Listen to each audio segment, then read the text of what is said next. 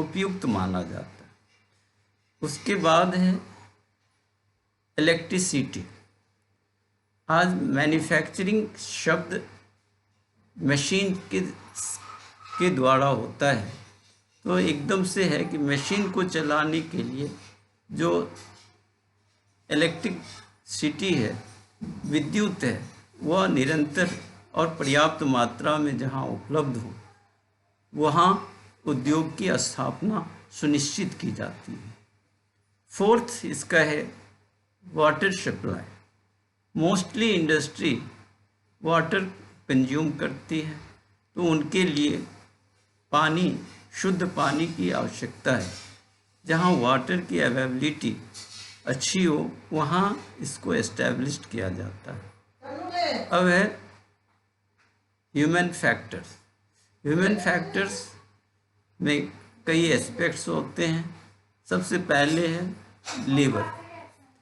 Machine हो या हाथ से बनाने वाले कारीगर हों, आर्टिशियंस हों, सभी को एक कौशल, स्किल्ड नेश जरूर होना चाहिए। स्पेशलाइज्ड के साथ अगर उद्योग को चलाया जाता है लेबर के साथ, तो उसकी प्रोडक्टिविटी ज़्यादा होती है, उत्पादकता ज़्यादा होती है।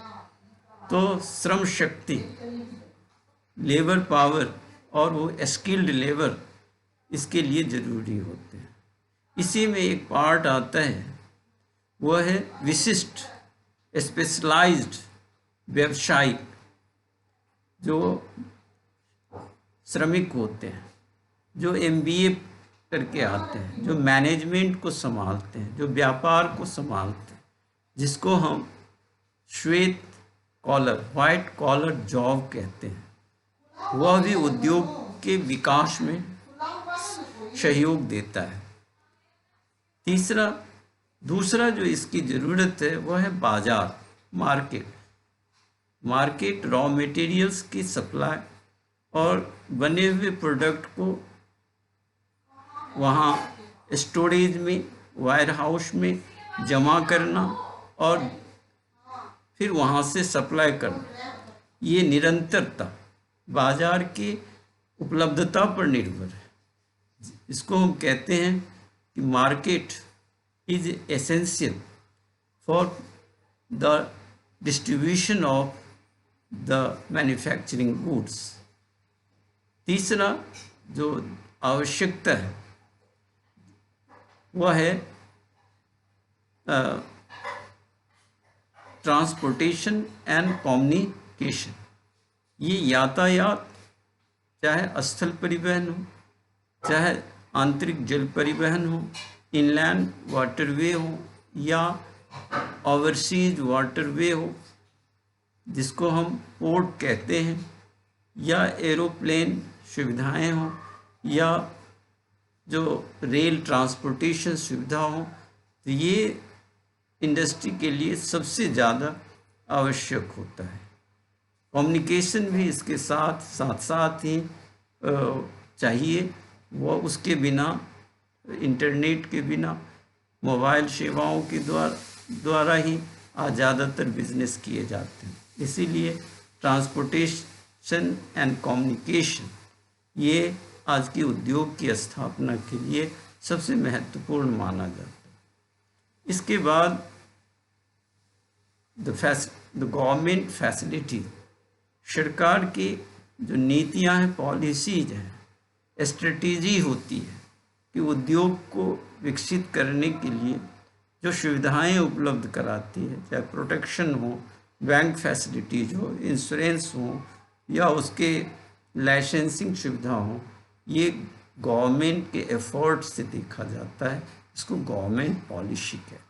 अब है कि कितने आधार पर हम दुनिया के उद्योग को क्लासिफाइड कर सकते हैं,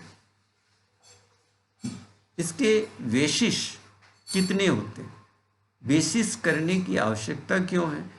तो लोगों के उद्देश्य अलग अलग उद्योगों के बारे में जानकारी प्राप्त करना है, इसीलिए इसको अलग अलग बेसिस में क्लासिफाइड किया जाता है। उद्योग के क्लासिफिकेशन के लिए आपके बुक में 5 बेसिस दिए हुए हैं, 5 criteria, 5 basis of classification of industry, जिसमें सबसे पहले आपको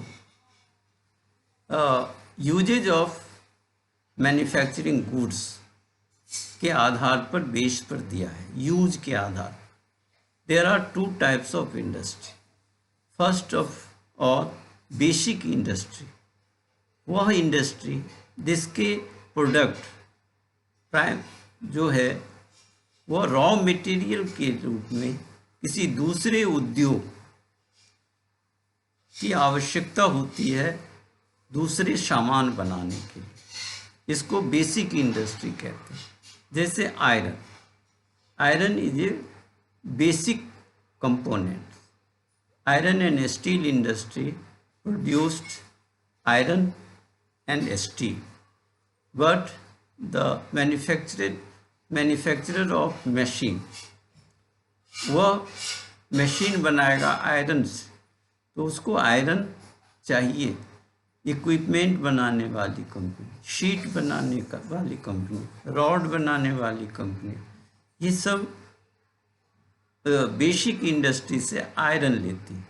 एक बार वह प्रोसेसिंग के द्वारा जो पदार्थ होता है तैयार होता है, प्रोडक्ट आता है, वह primary raw material of the other industry, इसको हम कहते हैं बेसिक इंडस्ट्री। दूसरा है कंज्यूमर इंडस्ट्री, जो उद्योग वस्तुएं बाजार में देती हैं और हम उसका उपयोग करते हैं, हम उसका खरीद कर अपने यूज लाते हैं, वह कंज्यूमर गुड्स होता है, ये यूज के आधार पर। दूसरा है ऑनरशिप के आधार पर। ये 4 प्रकार के होते हैं। प्राइवेट सेक्टर, ये किसी व्यक्ति के द्वारा एस्टैब्लिश्ड किया जाता है, उसमें उसके सारे लेबर, पूंजी, मशीन, सारे जो एसेट होते हैं उन पर उसका अधिकार होता है, उसी को प्रॉफिट या लॉस सहना पड़ता है। तो ये प्राइवेट इंडस्ट्री, जैसे कहते हैं बजाज इंडस्ट्री या रिलायंस, ये सारे जो कंपनियां हैं ये प्राइवेट इंडस्ट्री है।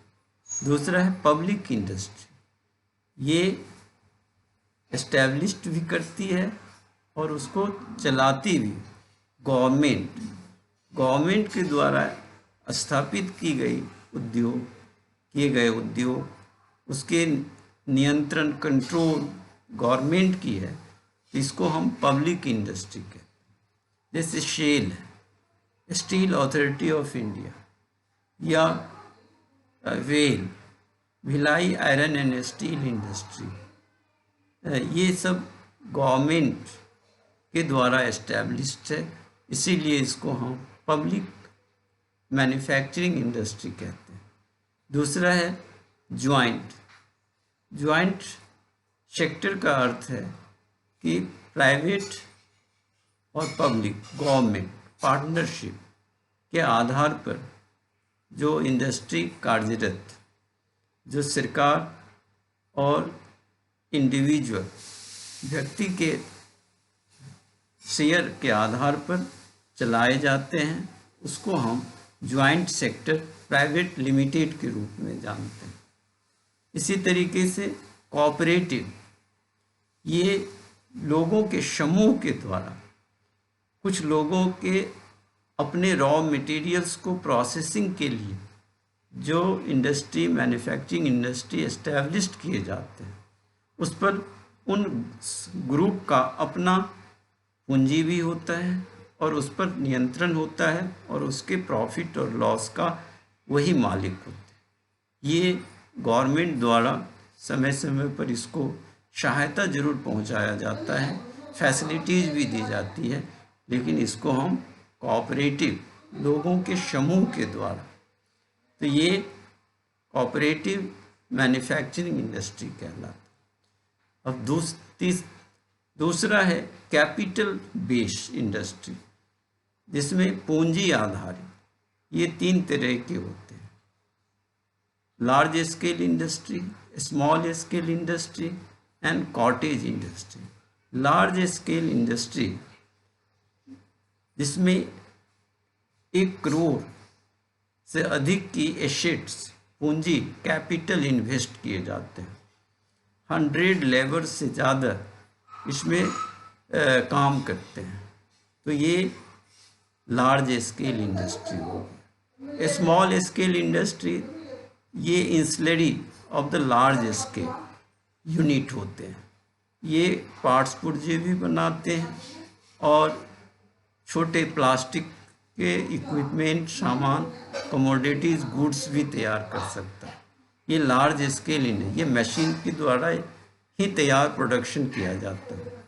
तीसरा है कॉटेज इंडस्ट्री, जो घर के सदस्यों के द्वारा उपलब्ध संसाधनों को निर्मित किया जाता है।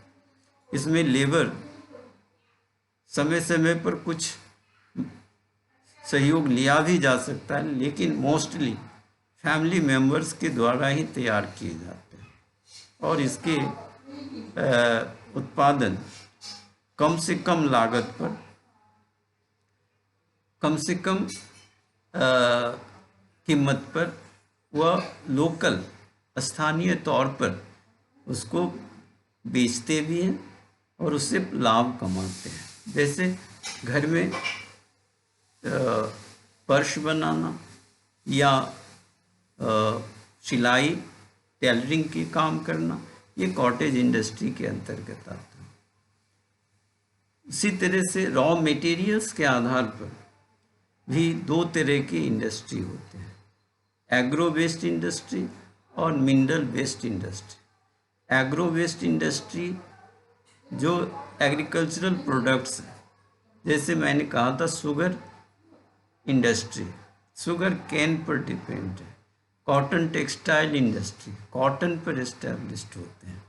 तो ये जैम, जेली, ये जितने फूड प्रोडक्ट्स आजकल आते हैं, यहाँ तक कि अगर अंकल चिप्स भी है, पोटैटो पर आधारित होते हैं। तो ये एग्रो बेस्ड इंडस्ट्री के रूप में जाना जाता है। दूसरा mining based, mineral based industry, जिसका रॉ मटेरियल्स मिनरल के रूप में है। जैसे आयरन ओर्स से हम आयरन एंड स्टील तैयार करते हैं। बॉक्साइट से हम एल्युमिनियम तैयार करते हैं। तो aluminium industry, iron and steel industry based on mineral, तो ये मिनरल बेस्ड इंडस्ट्री होते हैं। इसी तरीके से रॉ मटेरियल्स के हैवी और लाइट, ये उसके वज़न पर आधारित। अगर भारी भी है, बल्कि भी, हैवी एंड बल्कि रॉ मटेरियल, तो हैवी इंडस्ट्री के रूप में जाना जाता है। लाइट इंडस्ट्री, जिसको स्वच्छंद इंडस्ट्री भी कहते हैं, फुट लूज इंडस्ट्री, जिसमें अलग अलग इलेक्ट्रॉनिक्स पार्ट्स कहीं बनते हैं और डिमांड एरिया में जाकर उसको सेट कर देते, असेंबल कर देते हैं। तो उसका चाहे कंप्यूटर हो, चाहे लैपटॉप हो, चाहे मोबाइल हो, ये सब जहाँ डिमांड एरिया है वहाँ ये light industry footloose industry के रूप में, हैवी इंडस्ट्री और footloose industry, light industry, electronic industry के रूप में हम जानते हैं। अब हम एग्रो वेस्ट इंडस्ट्री से संबंधित 2-3 जो आपकी किताब में है, पहला है cotton textile industry, iron and steel industry के लोकलाइजेशन, इसके प्रॉब्लम्स और इसके फ्यूचर के बारे में नेक्स्ट जो क्लिप होंगे उसमें हम बताएंगे। Thank you, have a night.